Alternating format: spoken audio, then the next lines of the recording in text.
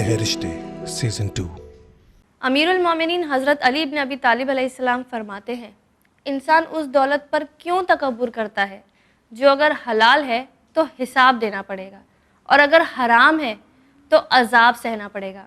वाकई नाजरीन, कितनी गहरी हदीस है ये कि हमें आखिरत में तो नुकसान पहुंचाएगी ही दौलत, दुनिया में ये हमसे हुकूकों की पामाली करवाती है, रिश्तेदारों की रिश्तेदारी का कत्ल करवाती है और कई और नुकसान भी हमें इससे झेलने पड़ते हैं। आइए शुरुआत करते हैं और देखते हैं आज सैयद मोहम्मद जुनैद साहब के अहलो अयाल किन मसलों में उलझे हुए हैं।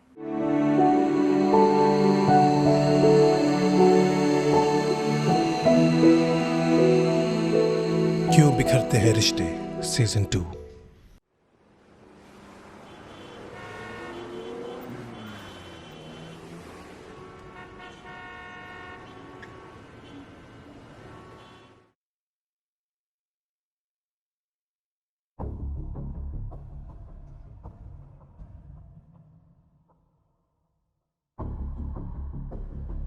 क्यों असद, कैसे हो? कहीं मुझ पर केस करने तो नहीं आ गए? क्या मोइन मामू, आप भी कुछ भी। खैर, कैसे हो आप? मैं ठीक हूँ, खुश हूँ, लेकिन ऐसा लगता है कि किसी को मेरी खुशी देखी नहीं जा रही। क्यों शकील भाई? देखो मोहिन भाई, मुझे ऐसी तंजिया बातें बिल्कुल पसंद नहीं है। असद, जाके देखो कि एडवोकेट फरहान आ गए कि नहीं। जी ठीक है। तो फिर आपने क्या कहा भाईजान से कि हम लोग दोनों भाई इनफैक्ट बंटवारा कर रहे हैं? अभी तक तो नहीं किया, लेकिन अब जरूर करूंगा। मुझे उकसाओ मत मोइन, मुझे तुमसे बहस नहीं करनी है। क्यों, क्या हो गया? तारिक भाई के सामने तो बहुत बड़ी बड़ी बातें कर रहे थे कि मैं वकील हूं, मैं ये कर दूंगा, मैं वो कर दूंगा। क्या हो गया? मैंने सिर्फ सना का शरई हक मांगा है, उससे ज्यादा मुझे और कुछ नहीं चाहिए। आपको जो करना है कर लो, 1 रुपया भी नहीं मिलेगा। वैसे भी आप लोगों ने बहुत कुछ ले लिया है अब्बा जी की जिंदगी में, अब बस। अगर शरई हक नहीं दोगे तो कानूनन हक देना पड़ेगा, जो तुम्हें बहुत ही महंगा पड़ेगा। क्या महंगा पड़ेगा बताऊं आपको? आपका मेरे साथ ये रिश्ता। छोड़िए छोड़िए, आपने मेरा असली चेहरा देखा भी नहीं है अभी तक। तारिक भाई के सामने तो बहुत कुछ बोल सकते हैं, बड़ी बड़ी बातें, लेकिन ये सब मेरे सामने नहीं चलेगा। समझ में आई बात? और हाँ, आगे से हमारी फैमिली के मैटर्स में दखल अंदाजी की ना तो देख लीजिएगा। और एक बात और, आपकी बेटी का रिश्ता इमरान के साथ हुआ है ना?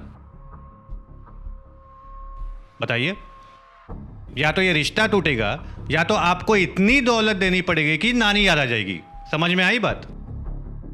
पता है ना दहेज के कानून कितने सख्त हो गए हैं, उम्र भर जेल में सड़ते रहोगे, समझे? वैसे भी अब्बा जी तो रहे नहीं, तो फिर ये रिश्ता तुम खत्म ही समझो। और वैसे भी तुम जैसे की बेटी लाकर मुझे अपनी नस्ल नहीं बिगाड़नी है। अपनी हद में रहो मोइन, गजबी और हराम की कमाई तो तुम दे रहे हो अपनी औलादों को। मैं अपनी नस्ल खराब नहीं होने दूंगा अपनी बेटी को तुम्हें देकर, समझे?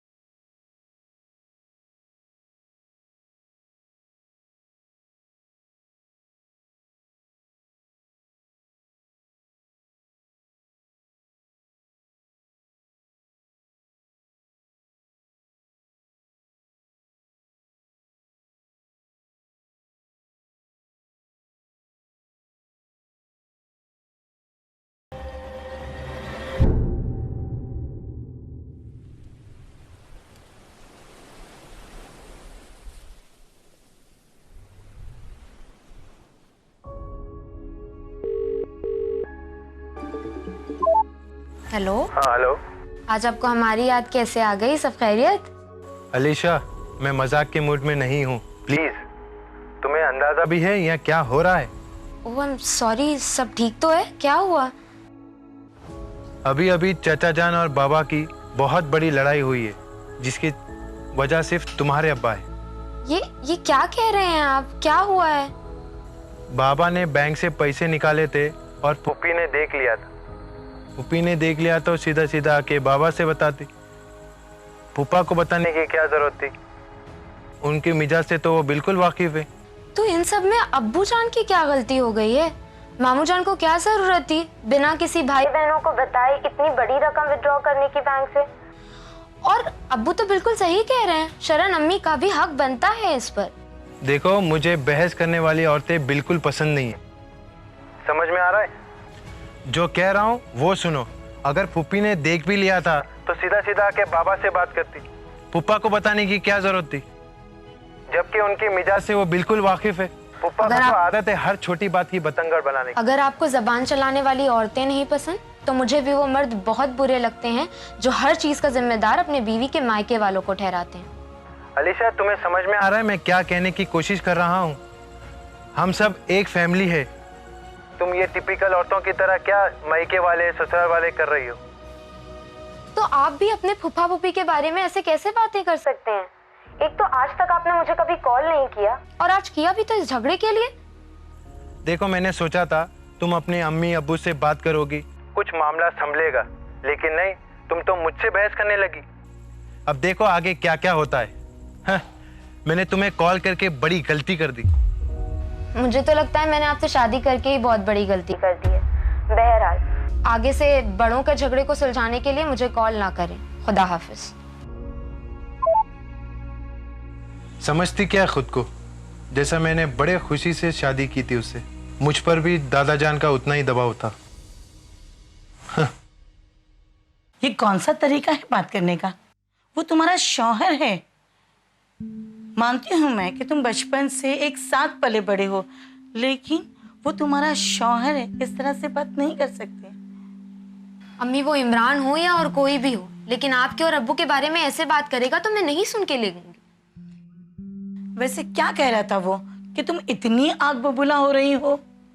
वो कह रहा था कि अगर मोइन मामू को आपने देख भी लिया था तो डायरेक्टली आपको उन्हें बताना चाहिए था। अब्बू को बताने की क्या जरूरत थी, क्योंकि उनका मानना है कि अब्बू बिला वजह के बात का बतंगड़ बना देते हैं और इन सब का जिम्मेदार वो अब्बू को ठहरा रहे हैं। शादी के बाद तो सारे रिश्ते बदल जाते हैं, न तो कोई मामू रहता है न तो कोई फूफी रह जाता है, तो बस सास और ससुर। बहुत कुछ बर्दाश्त करना है तुम्हें जिंदगी में।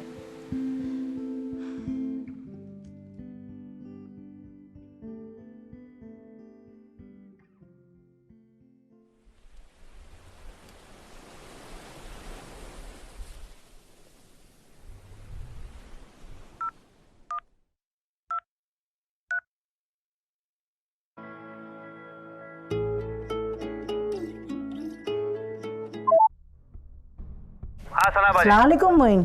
अस्सलाम वालेकुम। सब खैरियत? मैं खैरियत से हूँ, आपकी दुआएं। आज क्या बात है, तुमने कॉल कर दिया?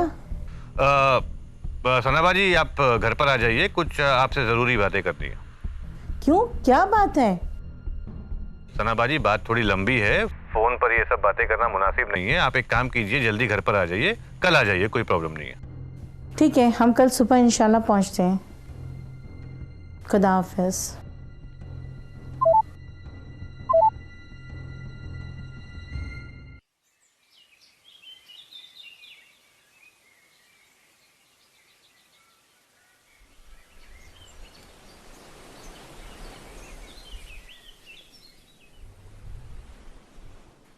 जरीन की कोई खैर खबर है?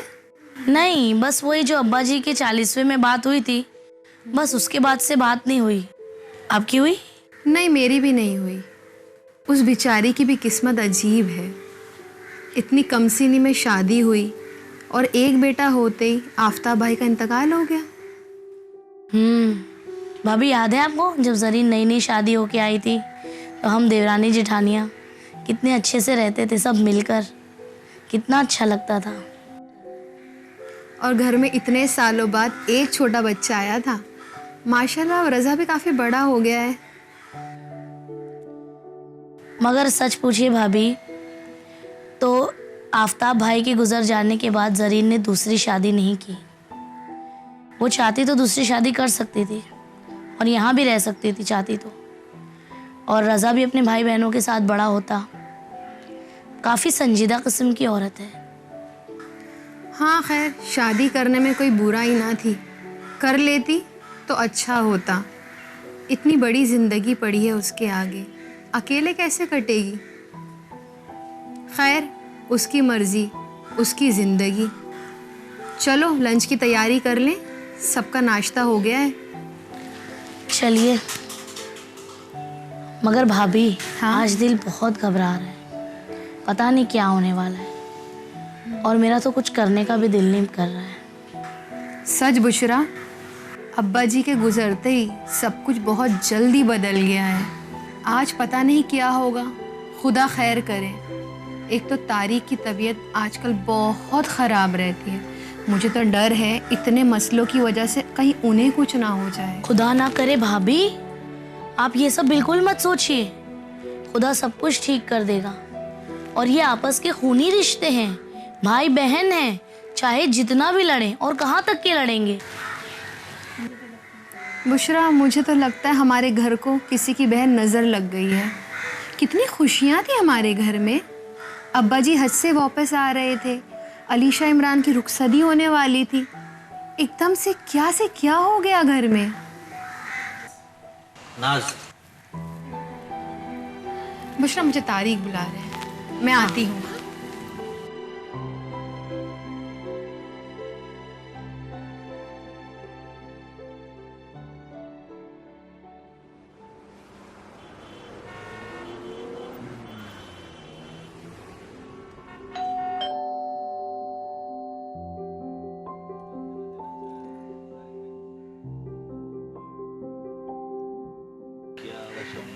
अरे ठीक है, वो आने दीजिए, मैं उनकी बराबर खैर करता हूँ। अस्सलाम वालेकुम।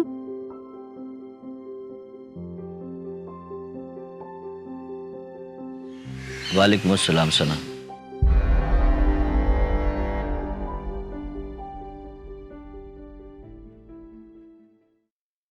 हालांकि मैंने कभी नहीं सोचा था कि जिंदगी में ऐसा भी वक्त आएगा,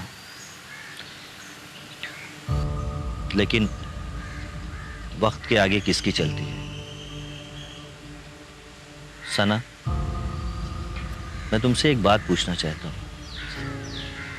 क्या तुम्हें वाकई ऐसा लगता है कि तुम्हारा भाई, खुसूसन मैं, तुम्हारे साथ कोई नाइंसाफी करूंगा? नहीं भाई साहब, वो तो सना को कुछ लगे या ना लगे, लेकिन मुझे जरूर लगता है। आखिर उस जमान है और पेशे से हम वकील है। सैकड़ों केसेस देखे हैं भाई बहनों को झगड़ते हुए जायदाद के लिए, लेकिन हम लोग कोई लड़ाई झगड़ा नहीं चाहते। अरे शकील भाई, आपके कॉलो फेल में फर्क दिख रहा है।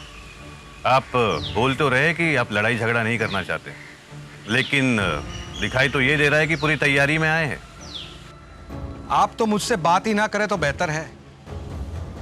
सब आपका किया हुआ है।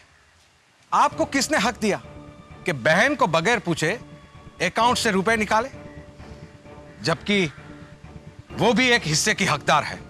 अरे वो अकाउंट किसी के बाप का नहीं है, मैं जो उसमें से कुछ विड्रॉ करने के लिए मैं किसी की इजाजत लेता रहा हूं। मोइन, ये कैसी बातें कर रहे हो? अपने गुस्से को काबू में रखो, समझे? अरे छोड़िए भाई साहब, बहुत हो गया। जब से ये पैसे क्या निकाले हैं, आजाब हो गई है मेरी जिंदगी। क्यों दूं मैं किसी को जवाब, और आपको भी क्यों दूं? आपकी औलाद हूं मैं या भाई? और आप और मुझ में सिर्फ 2 साल का फर्क है। सिर्फ आज तक आपके रुतबे का एहतराम करते आया हूं, लेकिन अब नहीं। बस बहुत हो गया। इस तरह से मुझे कटघरे में खड़ा कर दिया है कि जैसे मैं कोई चोर हूं। मानो अपने बाप का नहीं, इनके बाप का पैसा निकाला हूं। मोइन भाई, अपनी जबान संभाल के रखो, नहीं तो मैं ये भूल जाऊंगा कि तुम्हारे और मेरे बीच में क्या रिश्ता है। अरे मैं भूल चुका हूं कि आपका और हमारा कोई रिश्ता भी है। रही बात सनाबाजी की, तो आप मुझसे सीधे सीधे नहीं पूछ सकती थी कि मोइन आपने पैसे क्यों निकाले हैं? आपने क्या किया? इनको बता दिया। और इन्होंने क्या किया? इनको तो बात का बतंगड़ बनाने की आदत है। इन्होंने भाई साहब को फोन कर दिया और पता नहीं क्या खरी खोटी सुनाई। अरे अगर आपको जायदाद में हिस्सा चाहिए ही था तो सीधे हमारे पास आ जाते, हमसे पूछते। ये बेकार में तमाशा करने की क्या जरूरत थी? क्या इतना बुरा लग रहा है मेरा पैसा निकालना आपको? हाँ मोइन भाई, थे इंतजार में, और इंतजार में हो भी क्यों नहीं। जब जायदाद बटेगी तो सबको अपना हक मिलेगा। और तारिक भाई, मैं कौन सा बड़ा गुनाह कर रहा हूं? सिर्फ सना का शरई हक ही तो मांग रहा हूं। अरे कौन सा शरई हक? जितने पैसे मैंने बैंक से निकलवाए हैं ना, उतने पैसे अब्बा जी ने इनकी शादी में खर्च कर दिए। वो आलीशान इंतजाम, वो हीरे जवाहरात और वो आपकी गाड़ी कहाँ से आए? अब्बा जी नहीं दिए थे ना। और 10 साल पहले आपको जो लोन दिया था घर खरीदने के लिए, वो किसने दिए थे? अब्बा जी नहीं दिए थे ना। तो अगर मैं अपनी पर आ गया ना तो समझ लीजिए कि कुछ बचा नहीं है आपके पास देने के लिए हमको। मोइन, अब तुम अब्बा जी के किए हुए खर्चों का हिसाब लोगे?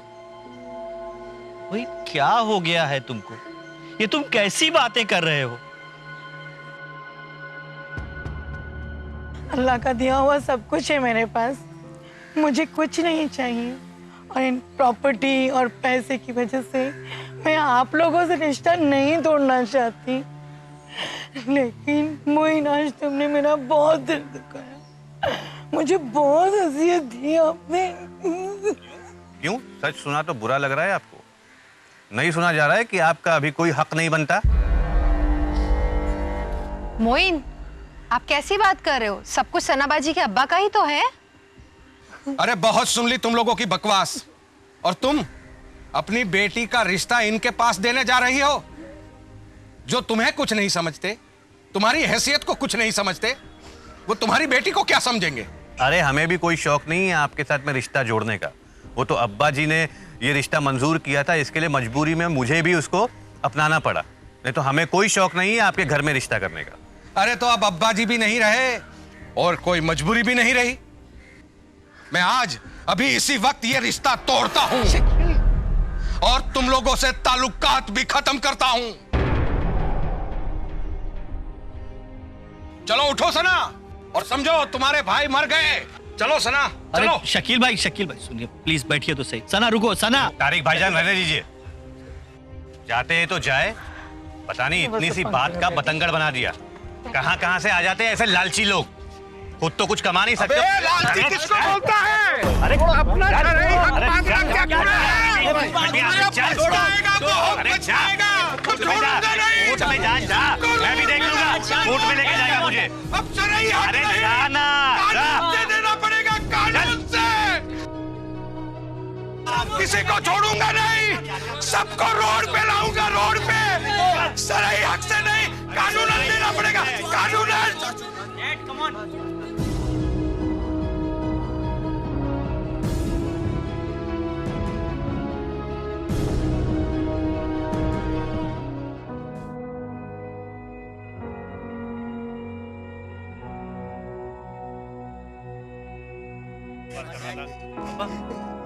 क्या हो रहा है? अब्बा, अब्बा भाई, क्या हो गया? अब्बा क्या हो रहा है? अब्बा, अब्बा पानी लेकर, पानी ला, पानी जल्दी। अब्बा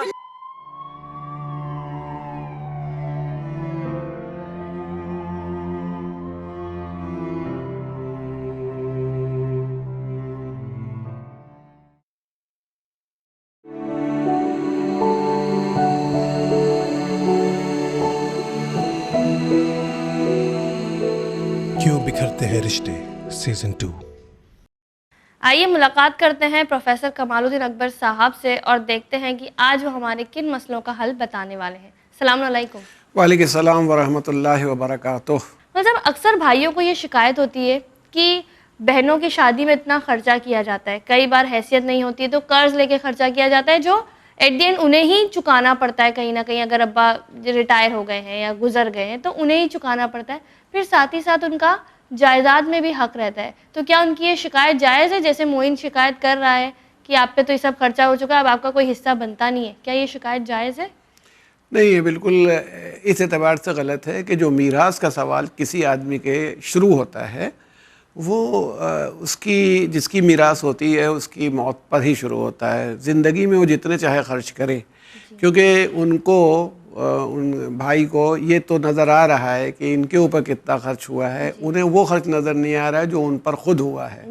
वालिद ने उनकी पढ़ाई पर, उनकी शादी पर भी खर्च किया होगा, उनकी बीवी जो आई है उसको जेवर दिए होंगे, ये दिए होंगे। असल में होता यह है कि हमें दूसरों के ऊपर जो खर्च होता है वो दिखाई पड़ता है, जो हमारी ज़ात पर होता है वो नज़र नहीं आता। एक बात। हाँ। अच्छा, दूसरी बात ये कि वालिद ने कोई कर्ज लिया, थोड़ी देर को मैंने कि अपनी बेटी की शादी के, तो वो क्यों चुका रहे हैं? नहीं चुकाएं। सवाल ये कि वालिद की तो इतनी प्रॉपर्टी जो छोड़ी है, हम तो कर्जा उसी में से लेंगे ना। तो भाई उसने जितना कर्जा लिया था, अगर वो कर्जा उसकी प्रॉपर्टी से ज़ायद है तो आपकी कोई पर्सनल लाइबिलिटी नहीं, किसी का कर्जा अदा करना ना करिए। और अगर उसकी जायदाद से कम है तो वो तो उसके जायदाद से अदा हो रही है, आपसे तो कोई ज़्यादा नहीं हो रही है। तो अब हिंदुस्तान के माहौल में लोग लड़कियों की शादी में बिला वजह का ये सब करने लगे, जिसकी वजह से कर्ज हो जाता है। लेकिन आदमी अपनी औलाद पर जितना चाहे खर्च करे। मीरास का सवाल तभी आप उठाइए इनहेरिटेंस का, जब वो आदमी मर जाए, वो कुछ छोड़ जाए। तो नाजायज शिकायत है, ये शिकायत सही नहीं। जी, कि औरत का क्या शरई हक बताया है इस्लाम ने और क्यों रखा है उसके? देखिए, दोनों सूरतें पैदा होती हैं जब इक्वल रैंक की लड़की है और लड़का है, बेटा और बेटी हों या भाई और बहन, जिनमें मीरास बट रही हो। इस्लाम से पहले देखिए औरत की पोजीशन बहुत ख़राब है। ग्रीक, रोमन, हिंदू सोसाइटी के अंदर औरत को बुनियादी तौर पर माना जाता था कि वो एक कंटेनर है जिसमें मर्द का स्पर्म आता है और बच्चा बनता है। तो कंटेनर के, आप जानती हैं, कंटेनर में चीज़ न रह जाए उड़ा के फेंक दिया जाता है। आज भी घी का डब्बा लाए थे, डब्बा खाली हो गया, डब्बा उड़ा के फेंक दिया। वो उनके दिमाग में ये तसव्वुर था कि औरत की कोई अपनी हैसियत और अहमियत नहीं है, मर्द है जो डोमिनेटिंग है। अच्छा, इस्लाम से पहले अरब का समाज भी मीरास को एक इशू पर बांटा करता था, और मीरास का इशू ये होता था कि कौन आदमी जंग में हमारा साथी हो सकता है। कबीलों की लड़ाइयाँ होती थी, तो लड़ाई में औरतें क्या साथ देंगी? मर्द साथ देंगे। अच्छा, और मर्दों में भी कौन साथ देगा? जो हमारे दादियाली रिश्तेदार होंगे, जिनको हम लोग मीरास में अंग्रेजी में एग्नेट्स कहते हैं। अच्छा, कॉग्नेट्स मगर मेरा भांजा है, मेरा नवासा है। अगर मेरे यहाँ कुछ झगड़ा शुरू हो गया मेरे घर के आसपास मोहल्ले में होने लगेगा, तो नवासा तो रहता है बहुत दूर, भांजा पता नहीं कहीं है, वो मेरा साथ नहीं देगा। तो एग्नेट्स की मौजूदगी में कॉग्नेट्स को इनहेरिट ही नहीं करने देते थे। इसीलिए बीवी का हिस्सा नहीं होता था, इसीलिए औरतों का हिस्सा नहीं होता था। कि उनकी असल बात, बुनियाद ये थी, इस्लाम ने आकर के फैमिली को रखा, फैमिली। अच्छा, अब ये भी एक सवाल पैदा हो सकता है, आप ये कह सकते हैं कि जब रखा ही था तो बराबर रख देता, ये ना। लेकिन इसके अंदर पहलू ये है कि इस्लाम आदल का दीन है, मकसद ही उसका है कि वह जस्टिस को कायम करे। अब जस्टिस में ये है कि मर्द की जिम्मेदारी औरतों के मुकाबले में ज़्यादा होती है, हम हर जगह पर ज़्यादा होती है। अब देखिए, जैसे औरत को कभी शादी में महर देना नहीं होता, महर लेना होता है। यानी शौहर शादी फैमिली बना ही नहीं सकता जब तक खर्च ना करे। उसके बाद बीवी को मेंटेनेंस, नानो नफ़का देना उसकी ज़िम्मेदारी है कि उसे खाना, कपड़ा और अपने स्टैंडर्ड के हिसाब से उसका वे ऑफ लाइफ बनाना पड़ेगा। अब ये जो आजकल वर्किंग वुमेंस काम करती है, ये उनकी कर्टसी है, उनके ऊपर इस्लाम ने जिम्मेदारी नहीं डाली है कि तुम कुछ करो, तो उसको काम नहीं करना होता, मेंटेनेंस मिलता है। जब वो बेटी होती है तो बाप से, जब बीवी होती है तो शौहर से, और जब माँ बन जाए तो बेटों से इसको मेंटेनेंस मिलना है। बहन हो तो भाई उसको मेंटेनेंस दे, उसे किसी को मेंटेनेंस नहीं देता। मेंटेनेंस का उसूल ये है कि बीवी कितनी भी लखपति क्यों ना हो, शौहर फ़कीर क्यों ना हो, शौहर को ही देना है मेंटेनेंस। बीवी से कह नहीं सकते तुम्हारे अकाउंट में 10 लाख रुपए पड़े, नहीं। तुम शौहर हो तो तुम इसके गुजारे के ज़िम्मेदार हो according to the standard of life, ये करना है। तीसरी बात ये थी, जब वो ऐसा कत्ल हो जाता था अरब समाज में, इस्लाम में भी असूल है कि अगर कत्ल हो जाए और वो कन्फ्यूजन वाला है तो उसका खून बहा देना पड़ता था उस कबीले को, जिस कबीले में कत्ल हो जाए कोई आदमी, पे करना पड़ता। इसमें भी औरतें एग्जम्प्ट थी, औरतों को खून बहा या वो जो ब्लड मनी कहलाती थी वो देने की ज़रूरत नहीं होती थी। तो इमाम जाफ़र सादिक़ अलैहिस्सलाम ने फरमाया, एक जगह पर एक शख्स था इब्न अबी लौजा, उसने पूछा था ऐसा क्यों है, तो आपने इरशाद फरमाया कि चूँकि औरत को इकोनॉमिकली कम लाइबिलिटीज़ में डाला गया है मर्द के मुकाबले में, इसलिए औरत का हिस्सा मर्द के मुकाबले में, यानी बेटी का हिस्सा बेटे के मुकाबले में कम है। मगर हर जगह नहीं है। कोई आदमी मरे, उसने अपने बाप को भी छोड़ा और माँ को भी छोड़ा, दोनों का 1/6 होता है। 1/6 इसका भी है, 1/6 इसका भी है। यूटरिन ब्रदर और सिस्टर्स में, यानी वो भाई बहन जो सिर्फ माँ की तरफ से भाई बहन है, बाप की तरफ से नहीं है, वो यूटरिन कहलाते हैं। यूटरिन ब्रदर्स और सिस्टर बराबर से लेते हैं, औरत और मर्द का दोनों का हिस्सा बराबर। यानी अगर एक भाई एक बहन है तो उनका हिस्सा 1/3 बनता है, लेकिन 1/6 जितने भी हों, 4 यूटरिन ब्रदर हैं और 1 यूटरिन सिस्टर है, तो पांचों मिल के 1/3 लेते हैं, मगर उनमें 1/15 1/15 1/15 इस तरह से डिस्ट्रीब्यूशन। तो इस्लाम ने जो एक उसूल बनाया है वो जिम्मेदारी से उसको जोड़ा है। हालांकि मैं अपने नाज़रीन को भी बताऊं, आपको बताऊं, एक इंटरव्यू में बैठा हुआ था, PCS के इंटरव्यू में, मैंने एक लड़की ऐसी आई तो उससे, वो डिप्टी कलेक्टर का इम्तहान था, उसका इंटरव्यू में थी, तो मैंने उससे एक सवाल पूछा, तो वो तो खैर जवाब नहीं दे भाई बेचारी। बाद में जब एक्सपर्ट्स हम लोग नाश्ता खाना कर रहे थे, खाने के वक्त, तो वो दूसरे एक्सपर्ट कह रहे थे कि भाई आपने बहुत बड़ा सवाल उठाया, और वो सवाल जवाब था नहीं उसका, कुछ फजूलियात वाली बात थी। मैंने उस लड़की से पूछा कि तुम्हारे ख्याल में क्या बेटी और बेटे का हिस्सा बराबर होना चाहिए? तो नेचुरल है, आवाज़ के दौर में तो क्या कहेगी, लड़की खुद भी है। उसने कहा जी बिल्कुल बराबर होना चाहिए, मैं तो ये समझती हूँ। तो मैंने उससे कहा कि ये बताओ तुम्हारा कोई भाई है? कहा हाँ। मैंने कहा तुम दोनों बराबर खाना खाते हो? जितना तुम खाती हो उतना ही वो खाता है, कहीं वो ज़्यादा खाता है। तो मैंने कहा तुम तो कम खाती हो, तुम्हारा हिस्सा कम होना चाहिए, जो ज़्यादा खाता है उसका हिस्सा ज़्यादा होना चाहिए। तो बिल्कुल लाजवाब हो गई चल लड़की। खैर इंटरव्यू में ख़ास तौर से जो सिविल सर्विसेज वगैरह में ज़रा पजल किया जाता है, तो वो बाद में वो रिटायर्ड IG थे, वो हमसे कहने लगे कि आपने बड़ा, तो कभी मैंने इस तरह सोचा नहीं। मैंने कहा ये सवाल न इस वजह से लड़की का हिस्सा कम है, न इस वजह से ज़्यादा है, क्योंकि 20 साल के लड़के का भी वही हिस्सा होगा जो 1 दिन के लड़के का होगा। तो खाना खाने से अगर होता तो जवान का हिस्सा ज़्यादा हो जाता और बच्चे का हिस्सा कम हो जाता। ये सिर्फ एक मोहम्मदबाजी और शोबदा था जो मैं उस लड़की से पूछ रहा था। ये बेसिस नहीं, उसकी बेसिस और है 1 और 2 के रेशियो की। तो मैंने बताया था कि वो दोनों लाइबिलिटीज़ में या जिम्मेदारी में चूँकि दीन में बराबर नहीं रखे गए, इसलिए उनको अल्लाह ताला ने उनके हिस्से में भी ये फ़र्क रखा कि भाई इनका 1 होगा तो उनका 2 होगा। अच्छा, बाप और माँ के बुज़ुर्ग हो जाएं, बुढ़े हो जाएं, उनके पास नहीं है, तो उसकी परवरिश और उनका मेंटेनेंस और गुजारा बेटे के ज़िम्मे है, बेटी के ज़िम्मे नहीं है।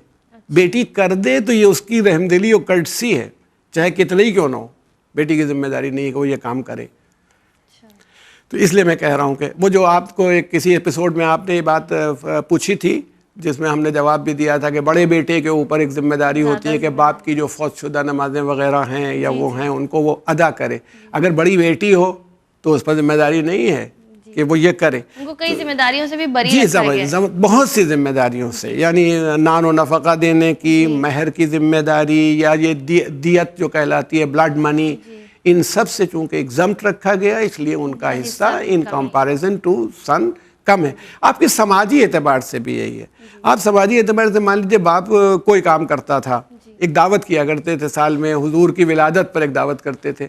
अब वो बाप का इंतकाल हो गया, दावत नहीं होती, पूरा समाज क्या कहेगा? बेटों को बुरा कहेगा, कोई नहीं कहेगा कि बेटी मौजूद है दावत नहीं कर रही है। यानी समाज भी बेटों से ज़्यादा उम्मीद वाबस्ता किए है ड्यूटीज़ की। तो जब ड्यूटीज़ ज़्यादा होती है तो राइट भी ज़्यादा होता है। बिल्कुल बिल्कुल, बहुत अच्छे से आपने इसको समझाया, बहुत अच्छा समराइज़ भी किया है। और हमारी जो ख़वातीन अगर ये शिकायत रखती होंगी कि उनको आधा हिस्सा क्यों दिया गया है और या फिर एक हिस्सा क्यों दिया गया है बेटों के मुकाबले, तो आई थिंक मौलाना साहब के जवाब ने इस बात को क्लियर कर दिया है कि क्यों आप लोगों का हिस्सा 1 रखा है और मेल काउंटर पार्ट्स का हिस्सा 2 रखा है। नाज़रीन, जैसा कि अभी आपने देखा कि सारे रिश्ते इस वक्त बिखर चुके हैं, यहाँ तक कि बात जो है तो हाथापाई तक पहुँच गई है। अब देखेंगे कि अगले एपिसोड में इस खानवादे का क्या हशर होता है और किस तरह और रिश्ते बिगड़ते हैं या अब सुलझते हैं। देखते रहिए क्यों बिखरते रिश्ते का अगला एपिसोड। नाजरीन, आप हमें अपने सवाल, वसीयत और मीरास को लेकर जो कुछ भी आपके पास मौजूद है ज़रूर भेजें। हम उसको अपने आखिरी एपिसोड में इंशाल्लाह लेने की कोशिश करेंगे। आपके स्क्रीन पर हमारे डिटेल्स दिए गए हैं, ज़रूर हमसे कांटेक्ट करें। #KBHR डालना ना भूलें। अपने शो का नाम ज़रूर मेंशन करें ताकि आपके सवाल हमको आसानी से मिलते रहें। देखते रहिए चैनल विन। शुक्रिया, खुदा हाफिज़।